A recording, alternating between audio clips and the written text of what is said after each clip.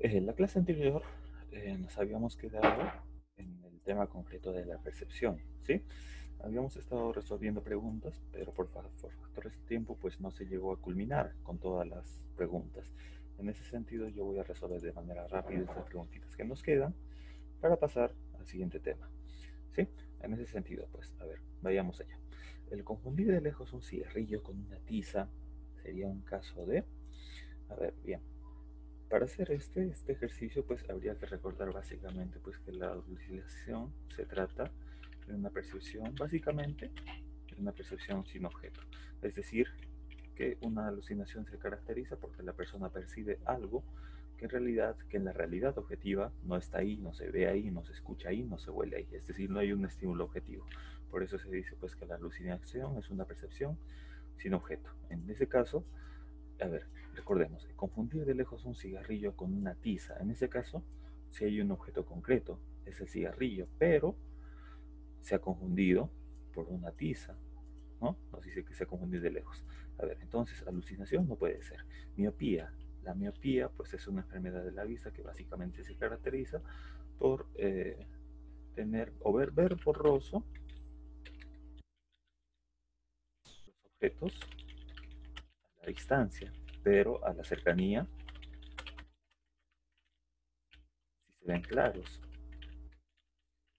¿Sí? Bueno, en este caso la miopía no es algo que hayamos abordado en el tema, pero cabe mencionar que esta tampoco sería exactamente la alternativa, ¿no? Porque, a ver, si en acá se ha confundido un cigarrillo con una tiza, eso quiere decir que sí ha habido la percepción correcta, ¿no? Pero si esta persona hubiera tenido miopía, de plano ya ni siquiera hubiera podido diferenciar, hubiera podido ver que era un cigarrillo a la distancia, ¿no? Porque esta miopía se caracteriza pues por ver los objetos borrosos a la distancia. ¿Sí? Entonces no puede ser miopía. Sensación errónea, no exactamente estamos hablando de la sensación en este capítulo. Percepción patológica, vamos a ver. Y finalmente tenemos la alternativa de la ilusión. Y como nosotros hemos recordado, pues la ilusión era una incorrecta interpretación de un estímulo concreto. Y recordaremos pues que justamente la ilusión se diferenciaba de la ilusión, de la alucinación, perdón, porque en la ilusión sí había un objeto, un estímulo concreto, el cual básicamente se distorsionaba o se interpretaba de manera correcta, ¿sí? Pero en la alucinación ya no había ningún objeto concreto, no había ningún estímulo objetivo. Entonces, aquí básicamente lo que tenemos en este ejemplito sería un claro ejemplo de una ilusión. ¿Por qué? Porque se ha interpretado incorrectamente este estímulo, el cigarrillo. ¿Sí? Y se lo ha interpretado de la manera que se lo ha llegado a confundir con una tiza. ¿Sí? En este caso hablamos de una ilusión. Ahora, en la segunda pregunta, la falsa percepción sensorial que consiste en captar algo en lo que no existe un real estímulo externo se llama, a ver, las palabritas claves me parece que son estas, ¿no? Captar algo en lo que no existe un real estímulo externo, ¿sí? Cuando se capta algo que no existe en la realidad, pues básicamente ya se habla de una alucinación, ¿sí? Si fuese ilusión, sí habría un objeto, un estímulo externo, solo que este sería distorsionado. La clarividencia no tiene nada que ver, pues una modalidad extrasensorial en la cual supuestamente nosotros o una persona puede ver el futuro, ¿no? No es algo comprobado científicamente, no tiene nada que ver con el caso. El ensueño es una fase entre el sueño y la vigilia, pues que tampoco nada tiene que ver con para efectos concretos del caso. Y la precognición, ¿no? Que es una fase pre al pensamiento, que tampoco nada tiene que ver en este caso. ¿Sí? Entonces la respuesta aquí sería la alucinación. Bien, ahora vayamos al siguiente. Cuando el individuo toma conciencia de un estímulo captado a través de los sentidos y este fenómeno pasa a dejar de ser y pasa a ser.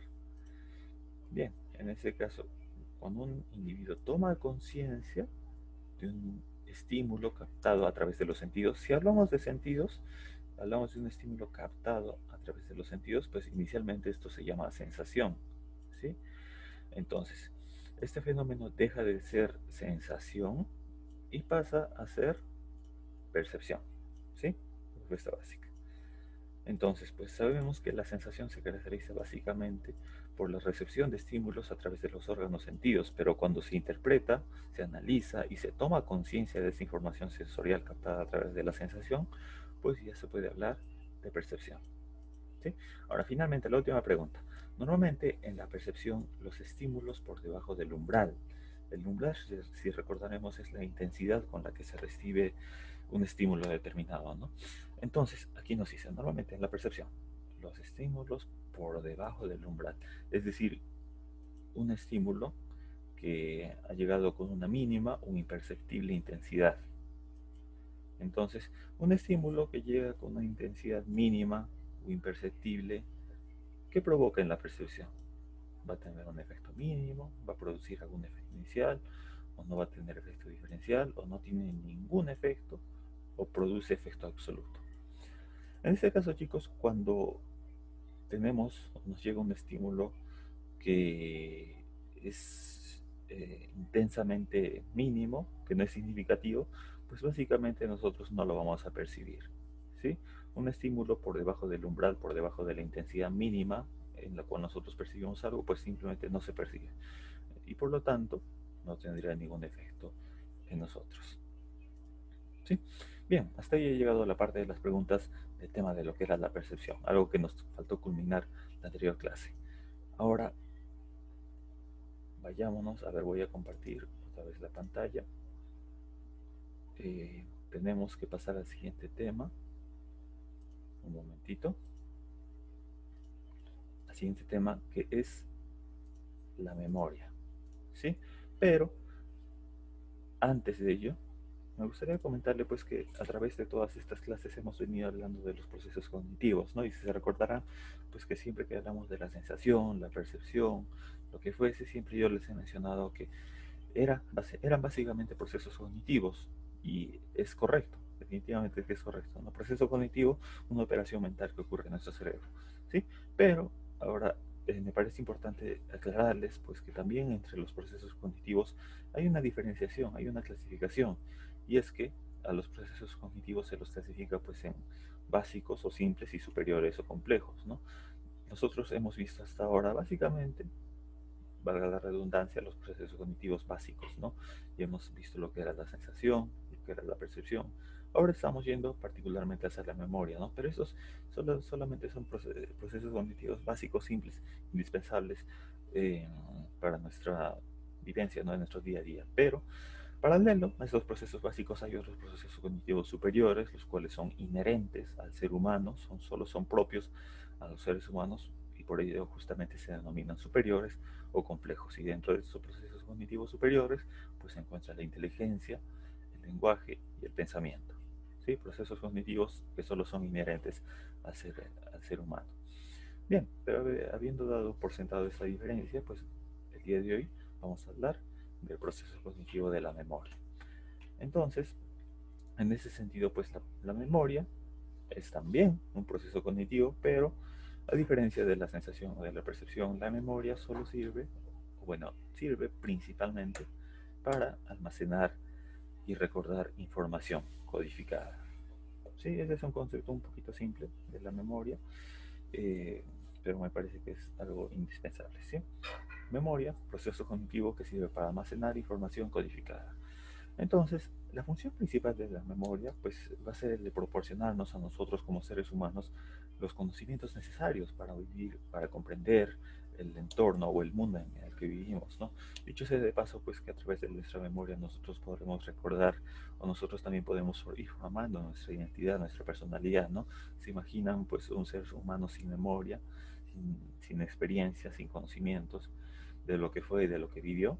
No, no, es un poquito imposible. Entonces la personalidad también pues se va formando conforme a las experiencias que nosotros vivimos, ¿no? Esa capacidad de recordar todas esas experiencias que vivimos o que nos cuentan.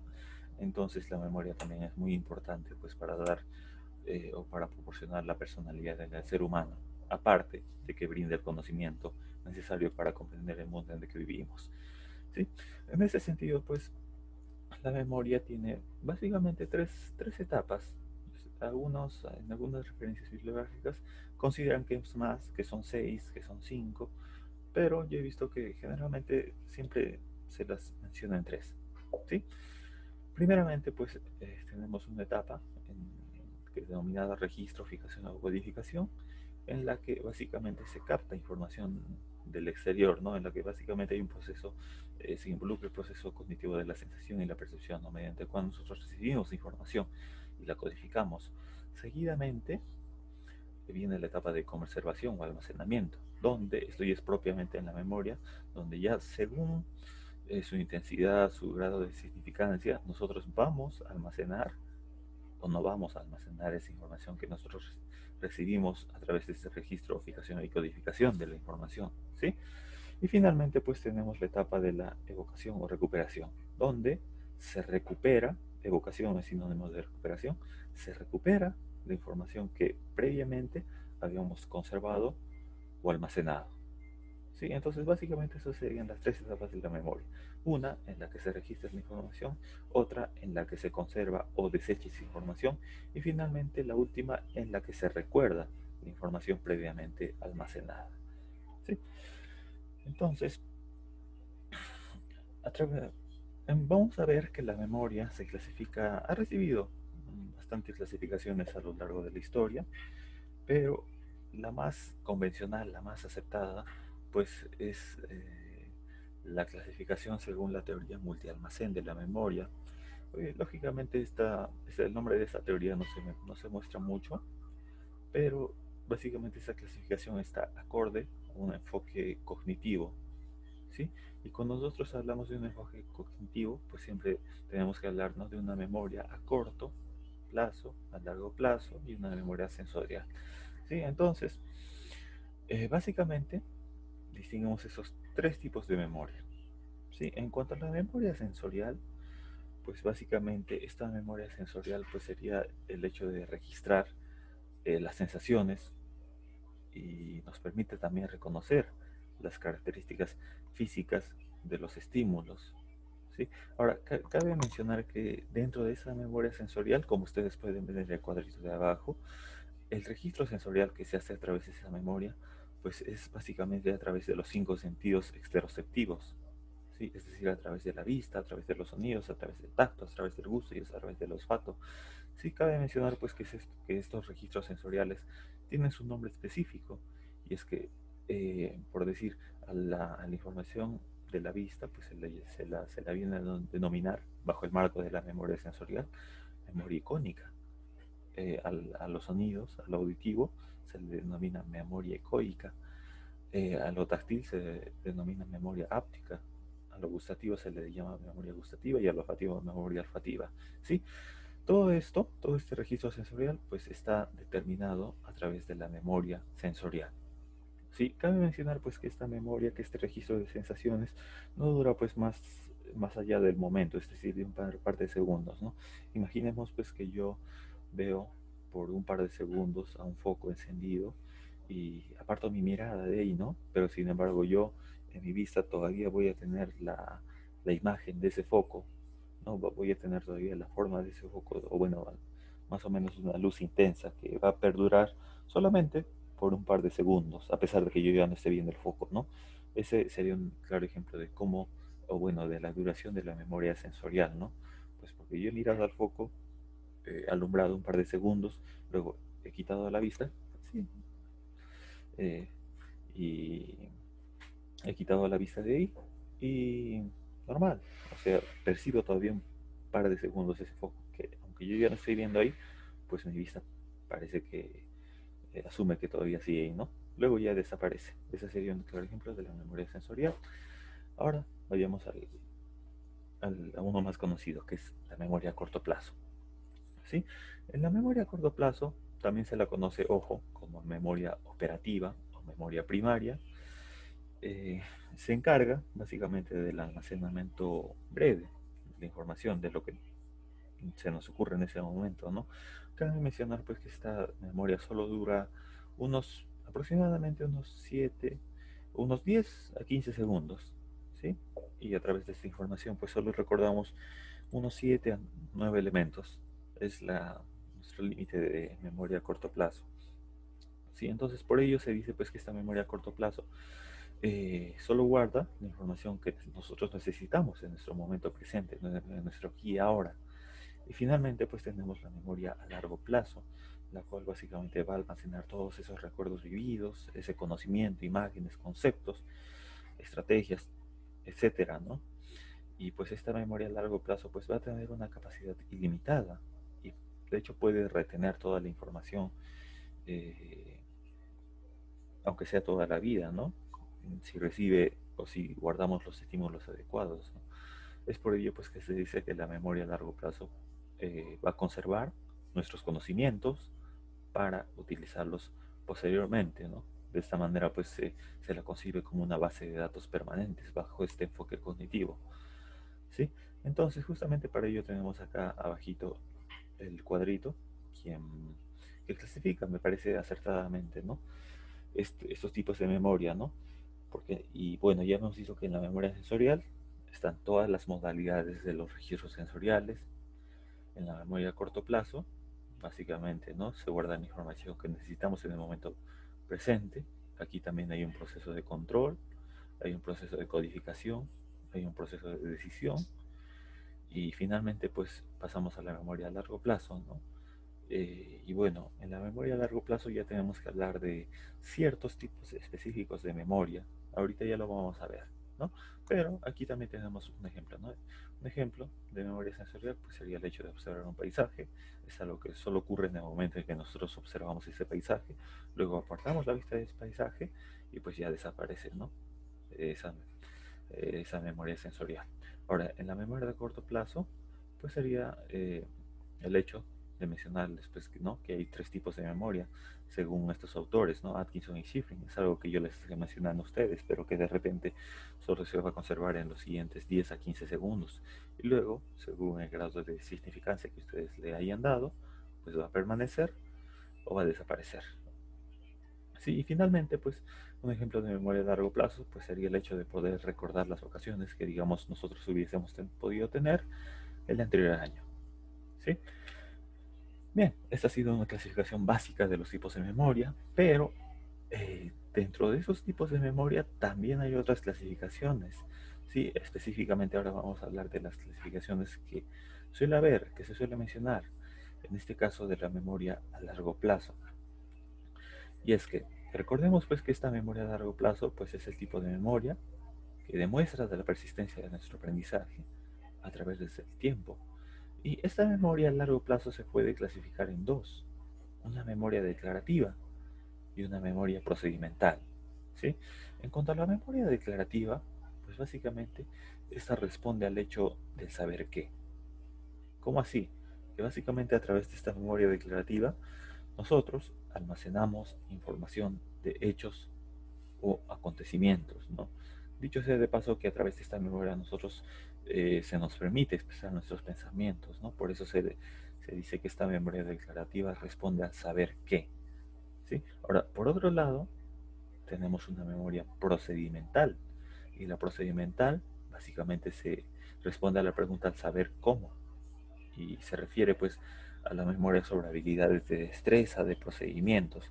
Entonces, mientras la declarativa permite la expresión de pensamientos, la otra básicamente se requiere para la ejecución de habilidades o de destrezas, ¿sí? Entonces, por ejemplo, si nosotros hablamos de conducir un carro, de conducir una bicicleta, eh, básicamente estaríamos hablando de una memoria procedimental, ¿sí? Es decir, que nosotros hemos aprendido ya en cierto momento a aprender, digamos, un carro, y luego, a la mañana siguiente o a la siguiente semana que yo quiero volver a conducir mi carro, pues voy a recurrir a este tipo de memoria, a este tipo de memoria que me informa sobre los procedimientos para yo saber cómo conducir apropiadamente el carro, ¿sí?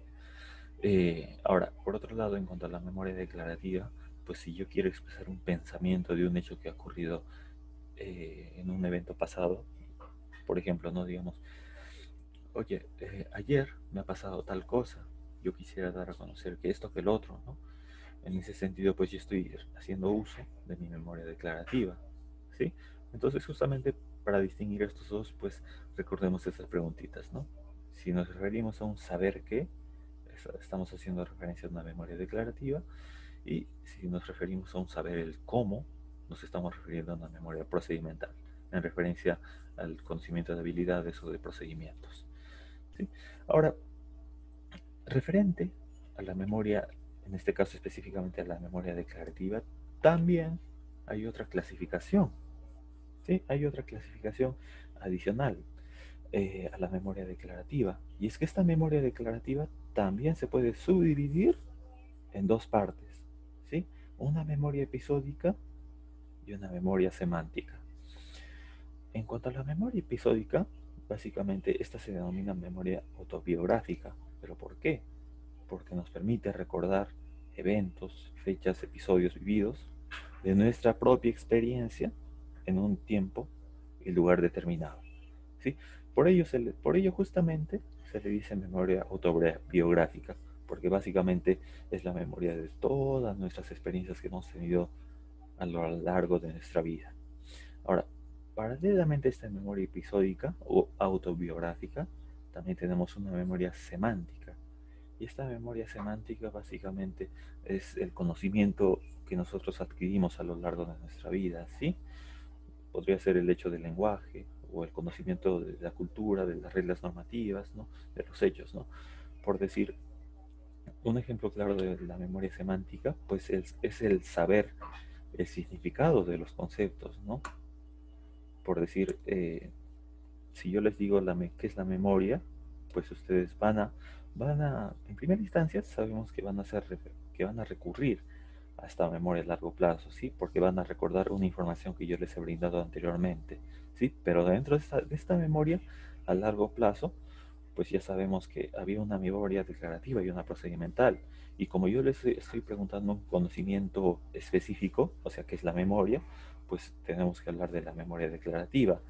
Y dentro de la memoria declarativa, sabemos que se divide en dos, ¿no? Una memoria episódica y una semántica. Pero si yo les estoy preguntando información objetiva ajena a sus experiencias propias, ajena a sus vivencias, pues sí estoy hablando básicamente de la memoria semántica, ¿sí?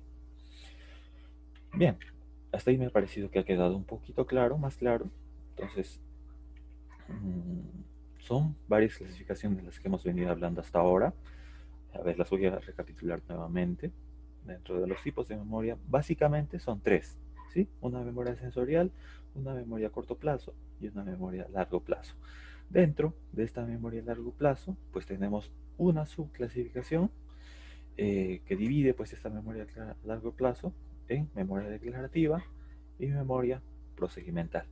Y dentro de esta memoria declarativa también hay otra subdivisión, la cual consiste en la memoria episódica y la memoria semántica.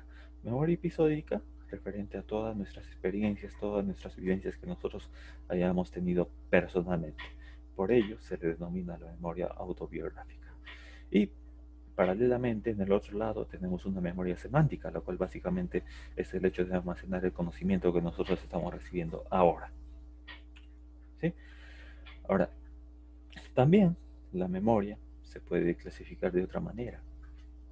Distinguimos esta clasificación que yo les estoy proponiendo ahora, pues obedece más a la voluntad, ¿sí? A la voluntad de almacenar o no la información. ¿Sí? En ese sentido, pues hay una memoria explícita, la cual se caracteriza porque es algo intencional, porque yo me propongo memorizar eso y lo hago. Y por el otro lado tenemos una memoria implícita, la cual básicamente se da a través de un aprendizaje incidental, es decir, de un aprendizaje inconsciente, no planificado, pero que a pesar de todo ocurre. ¿Sí? En ese sentido, pues la memoria explícita, es decir, esta memoria intencional, pues ya constituye el aprendizaje sobre las personas, lugares, acontecimientos que que nos suponen un conocimiento consciente. Por ello, básicamente, nosotros podemos verbalizar lo que estamos aprendiendo, ¿no? Lo que recordamos, ¿no? Oye, tú te llamas tal, ese lugar se llama tal, ese evento pasó de tal manera, ¿sí? Esta memoria es explícita, ¿no? Porque de manera intencionada, pues yo puedo verbalizar todos estos aprendizajes sobre las personas, sobre los lugares, sobre acontecimientos, ¿no? Que yo a través de mi voluntad he podido captar. Pero, por el otro lado tenemos esta memoria implícita, la cual básicamente va a incluir aprendizajes complejos que nos va a permitir aprender, digamos, cositas sin darnos cuenta necesariamente, ¿no? Y sin gran esfuerzo. Y ahora, una característica básica de esta memoria implícita, pues es que frecuentemente va a implicar aprendizaje motor y no va a ser tan verbalizable o no va a ser tan posible de verbalizar. Por ejemplo, asumamos que nosotros estamos aprendiendo a manejar una bicicleta. Nosotros no sabemos cómo verbalizar cómo o cuál es, eh, cuál es el conocimiento adecuado para mantener el equilibrio. Es decir, traten de verbalizar, pues, cuál es el secreto, por así decirlo, porque yo también no se me ocurre cómo verbalizarlo para mantener el equilibrio mientras ustedes conducen una bicicleta. ¿Sí? Por decir, ese ya viene a ser un tipo de aprendizaje, un tipo de memoria implícito, ¿no? Incidental, porque ustedes lo aprenden por medio de la experiencia, ¿no? Y de hecho lo aprenden, sí que ese hecho de mantenerse en equilibrio y conducir la bicicleta, pues lo aprenden sin darse cuenta, ¿no? Hice mucho esfuerzo, ¿no? Y también implica un aprendizaje motor, pero a la hora de verbalizar cómo es que ustedes han aprendido a mantener el equilibrio, pues es algo bien difícil de explicar, ¿no? Por eso se dice que esta memoria implícita no es algo no verbalizable, ¿no? Si es que se puede verbalizar, pues es algo muy difícil, ¿no? Porque a lo máximo del aprendizaje de manejar una bicicleta, pues cuando te preguntan, ¿y cómo lograste mantener el equilibrio? ¿Cuál es la clave para mantener el equilibrio? Yo solo atinaría a decir práctica, ¿no? Pero obviamente eso no es todo. Entonces aquí ha habido un trabajo de la memoria implícita, de esta memoria incidental, ¿sí? Bien, entonces, hemos visto, chicos, muchas clasificaciones de la memoria. Sí, definitivamente son bastantes clasificaciones de la memoria. Básicamente tenemos estas tres. Luego hemos tenido que subdividir la memoria a largo plazo en dos. Y dentro de esta memoria declarativa hemos subdividido aún más a estas dos, a la memoria episódica y la memoria semántica. Y paralelamente, por otro lado, también hemos dividido la memoria según su voluntad, no según una memoria explícita o una memoria implícita. Entonces es bastante información la que les estoy dando ahora. Sin embargo, para esto tenemos este cuadrito que me parece que resume de la manera más sintetizada posible todas estas clasificaciones de la memoria. ¿Sí? Es así, pues, que, a ver, voy a tratar de sintetizar todo esto. La memoria, acá en este cuadro, se está clasificando primeramente a través del tiempo. ¿Sí? Por decir, ustedes pueden ver en la parte superior, dice etapa 1, más o menos 5 segundos.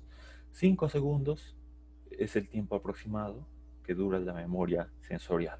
¿Sí? La memoria a través que nosotros captamos a través de nuestros órganos de los sentidos. ¿Sí? Ojo, solo hago referencia a los órganos de los sentidos exteroceptivos, es decir, a los clásicos, ¿no? La vista, el olfato, el gusto, el tacto, el oído. ¿Sí? Y de hecho, cada uno de esas modalidades de sensación, de percepción, pues incluso tienen su propio nombre, porque ustedes pueden ver que esta memoria sensorial se subclasifica, ¿no? Que se subdivide. Ahí ustedes pueden ver la memoria icónica o visual, memoria ecoica o auditiva, memoria áptica o táctil, y de hecho hay memoria olfativa y memoria gustativa. Entonces, pues esta memoria icónica o visual o ecoica o auditiva o áptica o táctil solo va a durar más o menos 5 segundos. Esa es su duración límite. ¿Sí? Y por ello nosotros distinguimos a la memoria sensorial de los demás tipos de memoria. Ahora, en la etapa 2, básicamente ya está más o menos entre los 30 segundos, y de hecho yo diría que es un poco menos. Ya encontramos aquí a la memoria de corto plazo o memoria de trabajo. ¿Sí? Ahora, cabe mencionar que esta memoria también recibe otros nombres. Esta memoria de corto plazo también se la puede denominar como memoria operativa o memoria primaria. ¿Sí? Está en función de, de la bibliografía a la que consulten, ¿sí? Pero yo he visto que frecuentemente en los exámenes de admisión a veces la denominan memoria operativa o memoria de trabajo. Entonces siempre recuerden pues que esta memoria a corto plazo se la denomina también memoria de trabajo, memoria operativa o memoria primaria. ¿Sí? Y finalmente pues tenemos a la tercera etapa, en la cual la duración ya es ilimitada, por no decirlo permanente, Y en esta etapa encontramos pues básicamente la memoria a largo plazo. Y dentro de esta memoria a largo plazo distinguimos pues la memoria explícita, esa memoria que yo les dije que se aprende a voluntad, y la memoria implícita. Y dentro de la memoria explícita, a ver, vamos a empezar por el primero, pues encontramos esta memoria declarativa. La memoria declarativa, si bien lo recordamos, pues es el hecho de almacenar información de hechos o acontecimientos, ¿no? Y adicionalmente comenté que a través de esa memoria nosotros podemos expresar nuestros pensamientos. Entonces, esta memoria declarativa también hemos visto que se subdividía en una memoria semántica, una memoria episódica o autobiográfica. Si recordarán, pues la memoria semántica básicamente es el conocimiento objetivo, ¿no? Por decir que yo les estoy dando ahora, lo que se les quede ahora, pues básicamente va a constituir un claro ejemplo de memoria semántica. Pero, por otro lado, la memoria episódica básicamente hace referencia a sus experiencias personales previas. Digamos, oye, ¿qué has cenado ayer? ¿Recuerda? Si recuerdas pues qué es lo que has cenado ayer o cómo fue tu cena de ayer, pues ese es un claro ejemplo de memoria episódica, porque hace referencia a tu propia experiencia personal. O por ejemplo, oye, digamos, a ver, recuerda la graduación o la fiesta de promo de tu cole. No sé si algunos de ustedes lo hayan tenido todavía, no, o mejor más simple. Recuerda tu fiesta de promo de la primaria, eso sí. Entonces, si ustedes logran recordar eso, es una experiencia propia, personal suya. Y si es algo propio de ustedes, es una experiencia personal, aquí estamos hablando específicamente de una memoria episódica o autobiográfica. ¿Sí? Ahora, eso es parte de la memoria declarativa, y la memoria declarativa pues se encuentra dentro de la memoria explícita que se aprende a voluntad. Ahora, en el otro lado tenemos una memoria implícita, la cual básicamente se aprende incidentalmente, ¿no? O involuntariamente. Y dentro de esta memoria implícita pues se encuentra la memoria procedimental. Sí, la memoria procedimental pues era la memoria sobre habilidades, destrezas de procedimientos, ¿no? Yo como ejemplo les mencionaba el hecho de aprender a conducir la bicicleta o de manejar un carro, ¿no? Exactamente a la hora de aprender no sabemos verbalizar exactamente cómo o cuál es el proceso exacto de aprendizaje eh, del carro, de la bicicleta, ¿no? Pero sin embargo está ahí, o sea, lo podemos demostrar, ¿sí? En ese sentido, pues esta sería más o menos la clasificación que se le puede dar a la memoria. Bien, hasta ahí chicos. ¿Alguna pregunta? A ver, voy a revisar cuántos estamos. A ver, solo estamos tres. Angie, Esther, ¿alguna pregunta?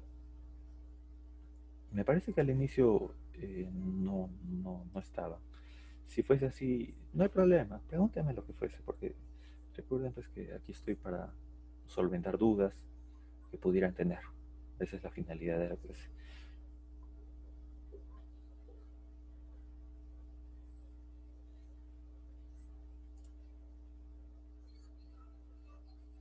A ver, me parece que de momento asumiré que todavía no hay ninguna duda, ¿vale? Pero si es que lo tuviesen, no hay problema. Coméntenla en el chat y no sé, de repente a uno les quedó el concepto de memoria o las fases de procesamiento de la memoria. Lo comentan nomás, no hay problema. Entonces, vamos a continuar, chicas. Fuera, ya hemos hablado de la definición, de las fases de procesamiento de la memoria y de toda la clasificación que se le puede dar al proceso cognitivo de la memoria. ¿Sí? Ahora, finalmente, ya que hablamos de todo eso, podemos hablar ya también de los trastornos de la memoria. ¿Sí? Y dentro de estos trastornos de la memoria, básicamente se pueden clasificar en tres modalidades de trastornos. ¿Sí? Las amnesias, las paramnesias y las hipermnesias. No se preocupen, ahorita yo voy a hablar de cada una de ellas. ¿Sí? Eh, Primero vamos a hablar de las amnesias, lo más clásico que hemos visto, lo más convencional, lo más hablado.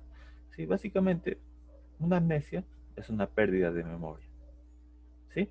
Ahora, en ese sentido, las amnesias se pueden clasificar o subdividir en dos tipos. Una amnesia sensoriomotriz y una amnesia psíquica. ¿Sí? O sea, una amnesia mental. propiamente de la memoria. En cuanto a la amnesia sensoriomotriz, pues podemos hablar de dos tipos, una amnesia sensorial y una amnesia motriz. ¿Sí? De ahí, de hecho, sale su nombre, sensoriomotriz. Amnesia sensorial, cuando, por ejemplo, nosotros tenemos un objeto delante de nosotros, pero no tenemos la capacidad para nombrarlo. ¿Sí? Imagínense pues que, a ver, delante de ustedes ahorita tienen una computadora, pero imagínense, solo imagínense que a pesar de que está delante de ustedes ese objeto, no pueden nombrarlo, no recuerdan su nombre. A eso particularmente se le denomina agnosia. ¿Sí? Pero esta amnesia sensorial, como su nombre indica, ocurre a nivel de la memoria sensorial. ¿Sí? En este caso, si yo veo un objeto y no lo puedo nombrar, y estoy hablando de la memoria sensorial y particularmente de la memoria icónica o visual, ¿sí? Memoria de la vista, que como sabemos no dura más o menos unos 5 segundos, es algo bien rápido, ¿sí? Entonces, cuando yo veo un objeto y en ese momento no tengo la capacidad de nombrarlo, porque lo veo, sé que es, pero no tengo el nombre, pues eso se le denomina agnosia y es una amnesia a nivel sensorial, porque no dura más allá de los 5 segundos. De igual manera, tenemos la amnesia motriz, la cual básicamente consiste en el olvido de ciertos movimientos sin que haya una parálisis, ¿no? Oye, digamos, yo quiero llamar a alguien, pero olvido cómo se llamaba, cuál era el procedimiento para que yo llame desde mi celular a alguien, porque digamos, tengo mi celular ahí, pero ya olvidé cómo se hacía, dónde tenía que entrar. Entonces, ahí podemos ya hablar de una amnesia motriz. Cabe mencionar pues que estos dos tipos de amnesias siempre van a estar a nivel de la memoria sensorial. No van a traspasar los 5 segundos, ¿no? Es algo que ocurre en el momento y de hecho frecuentemente suele pasar. No es algo de lo que tengamos que estar preocupados, porque de vez en cuando pues suele pasar.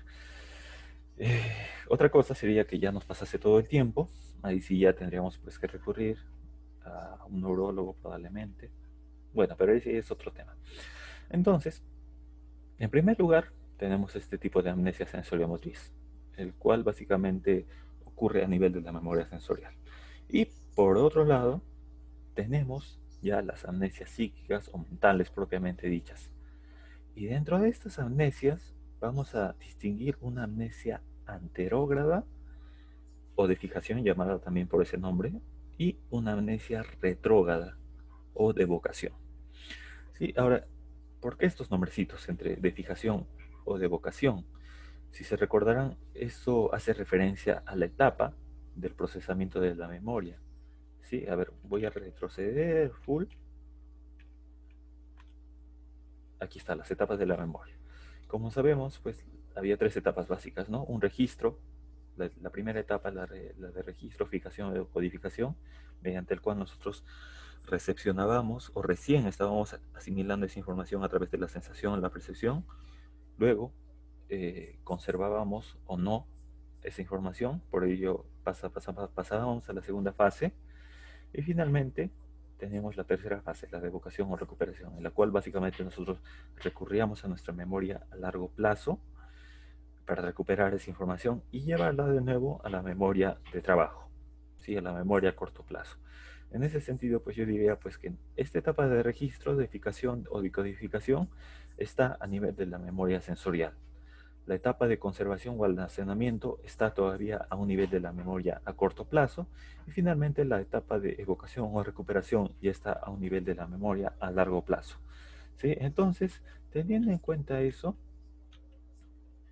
volvemos aquí a las amnesias anterógrada y retrógrada.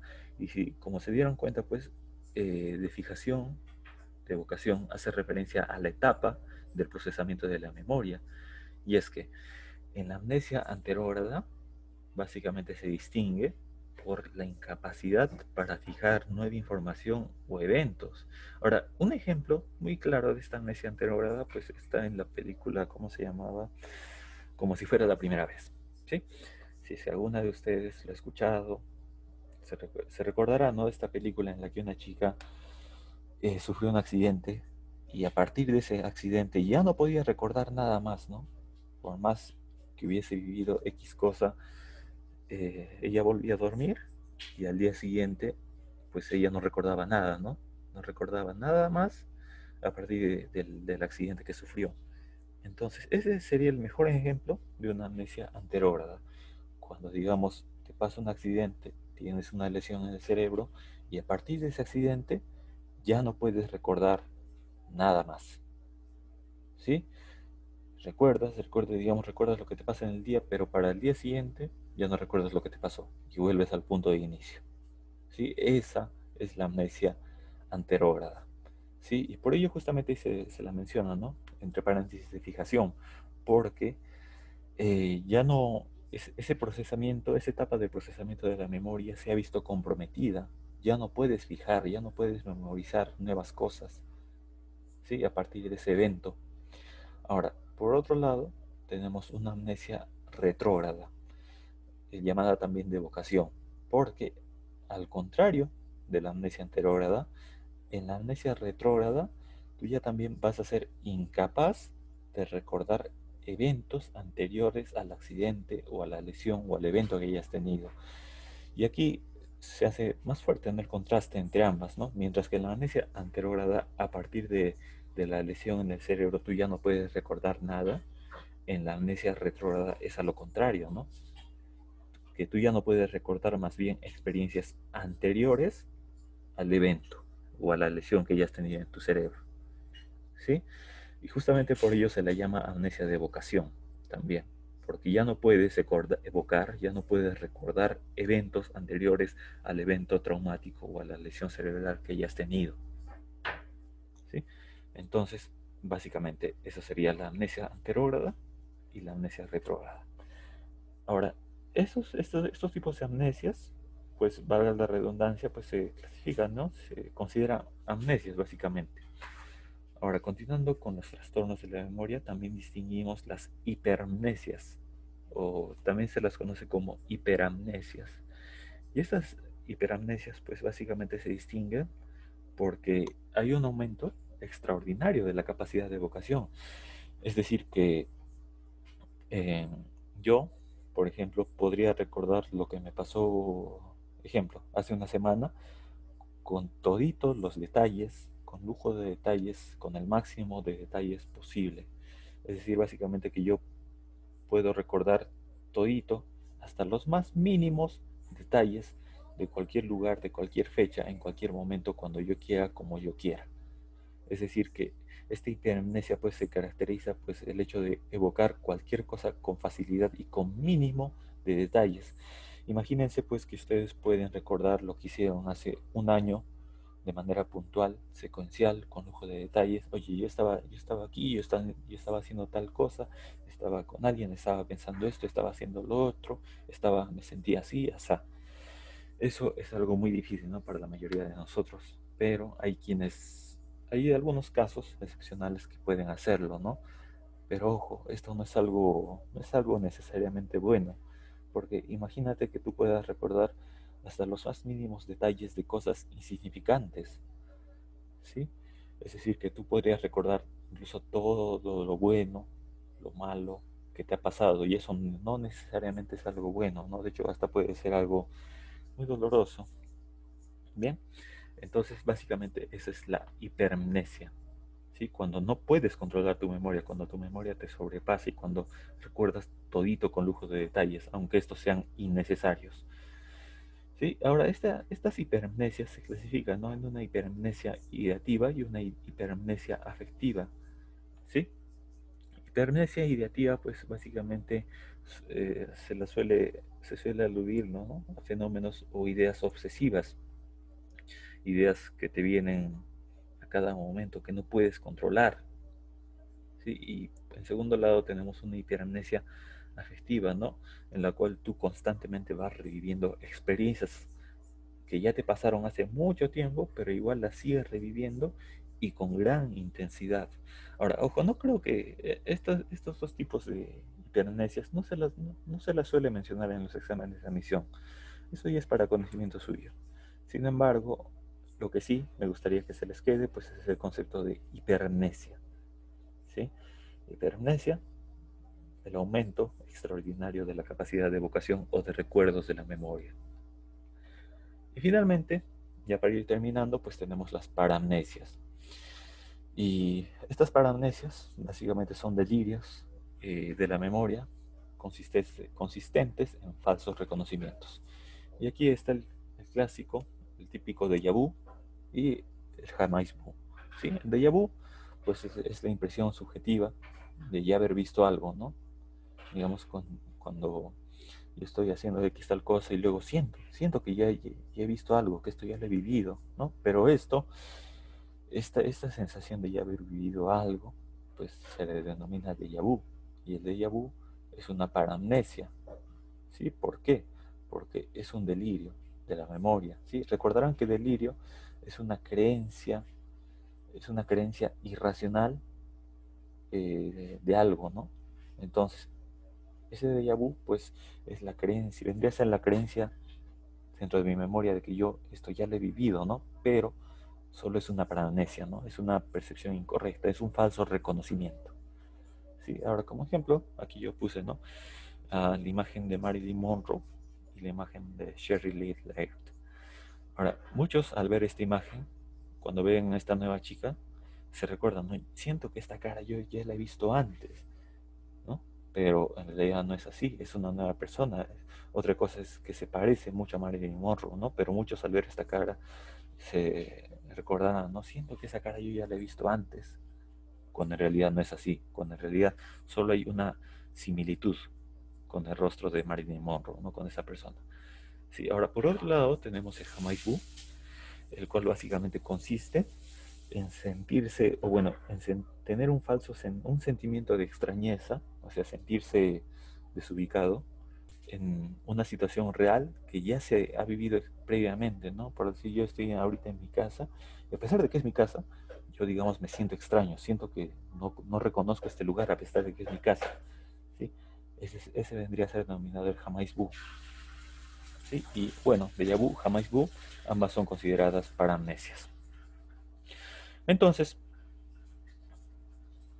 para ir resolviendo estas preguntitas, vamos a hacerlo de manera rápida.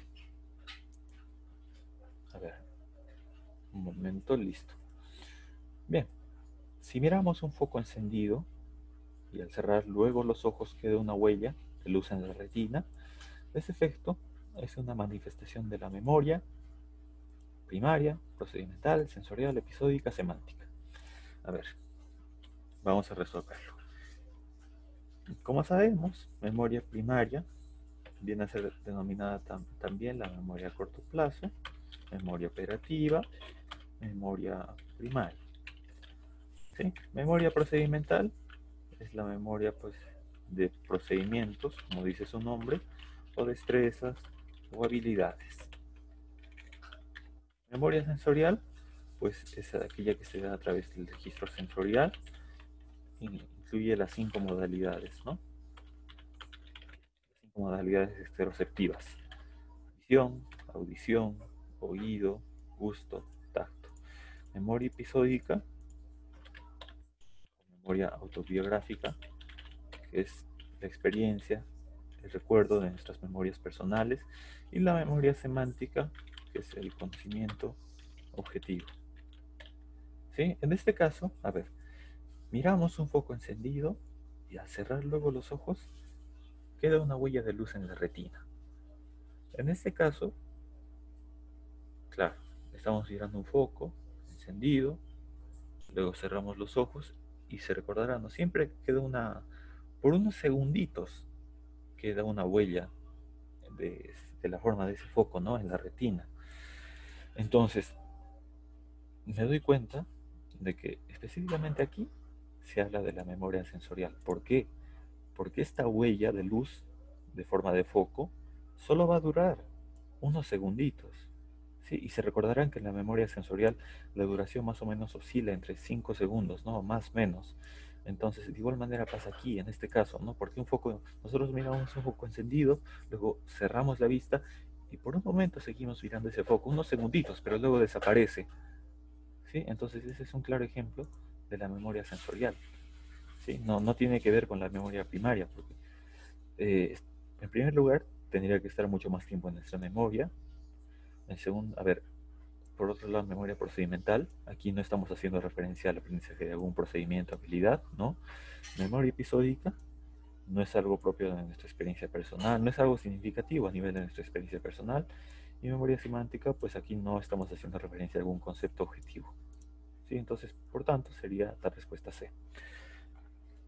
Bien, ahora, segunda pregunta. Cuando una persona tiene dificultad para recordar qué hizo semanas atrás, presentaría una falla en su memoria episódica, procedimental, de corto plazo, semántica o sensorial. A ver, bien chicos, aquí yo he puesto los conceptos básicos aquí. Si estamos hablando de la incapacidad para recordar eventos anteriores, semanas atrás, en este caso nos dice, uy, semanas atrás, y es algo que supera la memoria a corto plazo, la memoria sensorial, y en este caso se nos habla de una persona, ¿no? Una persona tiene dificultad lo que hizo para recordar, o bueno, tiene dificultad para recordar lo que hizo semanas atrás. En este caso, pues ya estamos hablando de una memoria autobiográfica, es decir, de una memoria episódica, ¿no? Porque ya estamos hablando de sus propias experiencias personales. Sí, procedimental no puede ser, porque procedimental ya sabemos que solo hace referencia a procedimientos, destrezas o habilidades. Digamos, si yo dijese pues que ya no se recuerda cómo manejar el carro, ahí sí yo ya podría estar hablando de un fallo en la memoria procedimental, ¿no? Ahora, si yo estuviese hablando ¿no? de qué es de que esa persona no puede recordar qué es la memoria, pues ahí de repente yo ya podría hablar de un fallo en la memoria semántica, ¿no? Pero en ese caso se hace referencia a que no puede recordar lo que hizo semanas atrás. En ese caso, pues la respuesta sería la memoria episódica. Listo. Ahora, continuamos.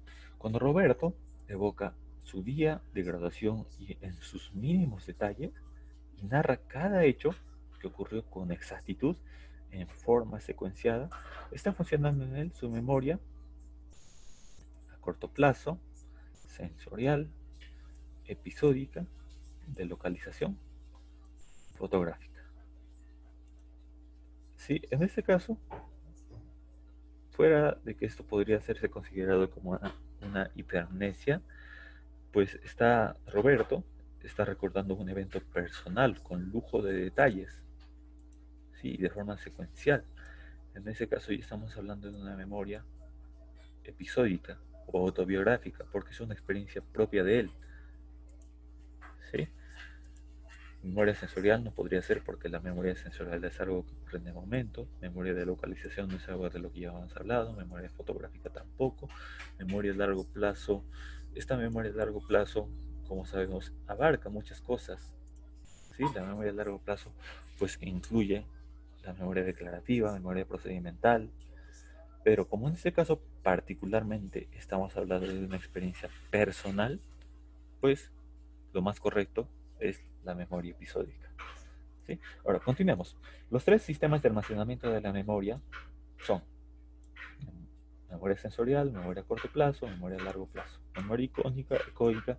Bueno, aquí tenemos varias personas, chicos, pero recordemos pues que inicialmente mencionamos que la memoria tenía una clasificación primaria, ¿sí? La memoria, y aquí está, mira, lo vamos a ver. Memoria sensorial, memoria a corto plazo y memoria a largo plazo. Sí, nada más. Entonces, por lo tanto, la respuesta es la A. A ver, y ya para ir terminando. Las principales anomalías de la memoria son amnesia, hiperamnesia, paramnesia. Amnesia, hipomnesia, paramnesia, amnesia, hiperamnesia, hipomnesia, paramnesia, amnesia parcial, amnesia total. Ninguno. Hemos hablado el día de hoy, chicos, de la amnesia, la hiperamnesia y la paramnesia. Y esa sería la respuesta. Hiperamnesia o hiperamnesia, como también se le conoce. Cualquiera de esos dos vale. Y finalmente, un anciano afirma haber estudiado su educación primaria en un centro educativo que fue construido después de que él concluyó sus estudios. Este fenómeno es un caso de paramnesia, amnesia, hiperamnesia, amnesia parcial, olvido.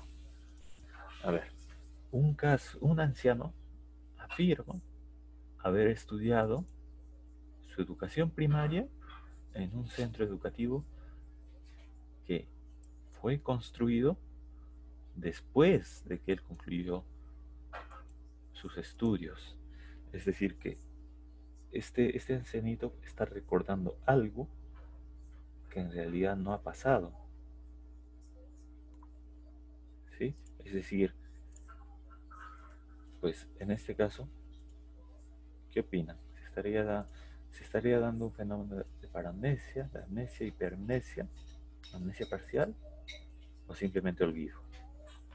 Ojo, aquí también habría que mencionar pues que el olvido sería pues la incapacidad para recordar un fragmento o un espacio de información, ¿no?, que existe en la memoria, ¿no? Ahora, el olvido generalmente se da con el tiempo y bueno, sus causas son diversas, pero bueno, entonces el olvido básicamente es la incapacidad para recordar un fragmento de información. Pero en este caso el anciano, este ancianito, dice que ha estudiado en un centro educativo que fue construido después de que él concluyó sus estudios. O sea que él ha tenido un fallo en la memoria, porque él piensa que estudia en tal colegio, pero ese colegio ya ha sido construido después de que él terminó sus estudios. Y en ese sentido, pues, a ver, recordemos los conceptos básicos. Amnesia, la pérdida de memoria. ¿Puede ser? Puede ser, porque aquí ha habido una pérdida de memoria. ¿Sí? Porque el anciano no recuerda que en realidad eh, él no ha estudiado ahí, ¿no? Pero él cree que ha estudiado ahí. Hiperamnesia, a un ente extraordinario de la capacidad de educación. En este caso no apreciamos nada de ello, ¿no? Porque hiperamnesia pues sería cuando el anciano pueda recordar con lujo de detalles, cómo ha sido sus 5 años ahí en el colegio, ¿no? ¿Qué hizo tal cosa, qué hizo tal día? Eso podría ser la hiperamnesia. Entonces la hiperamnesia queda descartada y finalmente tenemos una paramnesia, ¿no? Un delirio de la memoria consistente en falsos reconocimientos, ¿no? El déjà vu, la impresión subjetiva de ya haber visto algo en el momento, y el jamais vu, un falso sentimiento de extrañeza con una situación real que se experimentó previamente. En ese sentido, pues yo diría, chicos, que aquí no se ha constituido ningún fenómeno de déjà vu ni de jamais vu, y por tanto nos quedaríamos con, yo diría particularmente, una amnesia parcial, ¿sí? Y de hecho, particularmente diría que constituye un fenómeno de una amnesia retrógrada, ¿sí? La amnesia retrógrada, la incapacidad para recordar eventos anteriores a la perturbación. Acá, el ancianito no puede recordar que en realidad él no estudió en ese colegio, ¿sí? Pero por fenómenos propios de la memoria, pues él cree que sí, él experimenta un delirio de que sí lo hizo. Y de hecho yo podría decir pues que acompañado de repente esta amnesia también podría haber un poquito de paramnesia, ¿no? Porque acá ha habido un delirio, ¿sí? Porque él tiene esa creencia de que él estudió en ese colegio cuando en realidad no lo hizo, ¿no? En ese caso de repente habría que estudiarlo un poquito más, ¿vale? Pero bueno, hasta aquí básicamente sería la clase de hoy, chicos. Espero que les haya servido de ayuda. Como siempre, esto lo voy a estar subiendo al YouTube y al Classroom. Eh, y bueno, me parece que eso sería todo por hoy, ¿sí? Que tengan una muy buena semana y pues éxitos, ¿no? Ya estamos cerca de Navidad y va, eso es todo.